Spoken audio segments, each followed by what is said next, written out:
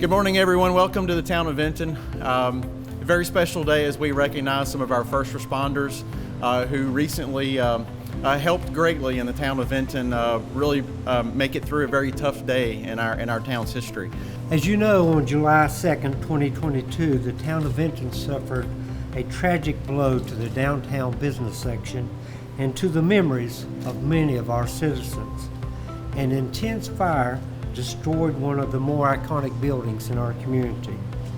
The fire will long be remembered as part of Vinton's history, and so will the actions of many courageous, hardworking, and devoted people who responded on that tragic day.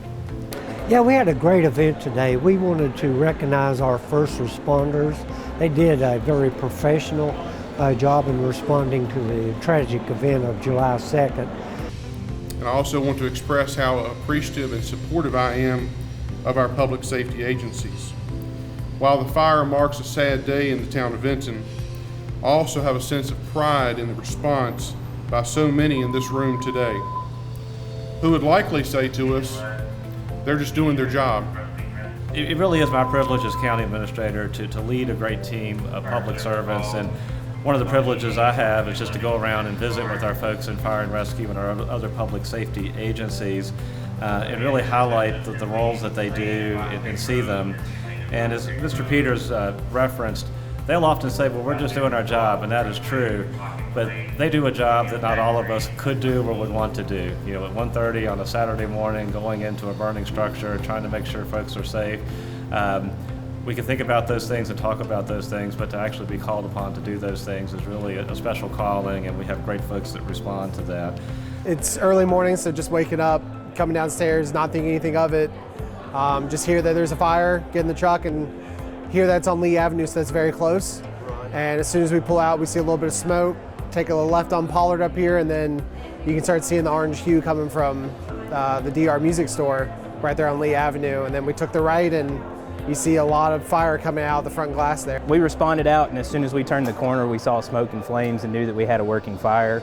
As soon as we parked the truck, we had a couple citizens come up to us and say that there were some people still unaccounted for in the apartments beside and onto the rear of the structure, and determined at that point in time that myself and my driver were going to split up and work on getting those people out. Our folks, they prepare, they train, they stay on top of their game for calls like this. While this is a call you're not going to run every day, by doing the job that they do every day and being prepared the way they are, when you do have incidents like this, you have faith that they're going to get the job done. You have faith that nobody's going to get hurt. They're going to do the best job that they can. And I think that showed with this crew, with the Roanoke City crews that came and helped, with all the crews, volunteer, career from around the county that came on this call. That preparation, that training paid off.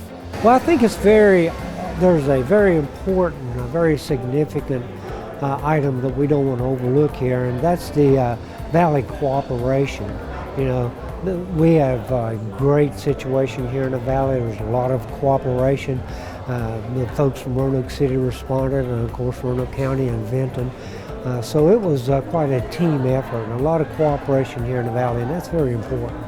We're fortunate that our neighboring jurisdictions work together to support one another in times of crisis. I'm appreciative to our friends over at the Roanoke City Fire and EMS who rushed to support our operations. This was certainly a partnership, but one element of the partnership that really hasn't been discussed in detail yet that I would like to mention is that with the Western Virginia Water Authority. Folks may not have thought about the fact that just really a few days before this fire occurred, the interconnection between the Water Authority water system and the town of Vinton system was made, so that as this fire was being fought, in addition to the water supply of the town, the water from Carvin's Cove was also available to support the town's water supply. Yeah, as a matter of fact, it was the second day on the Water Authority lines. So yes, there was some reassurance there. Obviously, we now have the connection to Carvin's Cove, so there was no issue with running low on water. July 2nd was obviously a tragic day here in Vinton. It was a very sad day, there's no doubt. But it also revealed some really great qualities about the Vinton and Roanoke community. Our people stepped forward. Our citizens stepped up immediately and supported those that were impacted by the fire. But I'll tell you, we were just so proud of the quick and professional response from our first responders. First responders did an absolutely wonderful job. Certainly the fire departments, the rescue, police, and public works department. And we had some staff members that showed up too to give their support. So it was very heartwarming to see the response of our staff, our first responders, and the citizens of the town.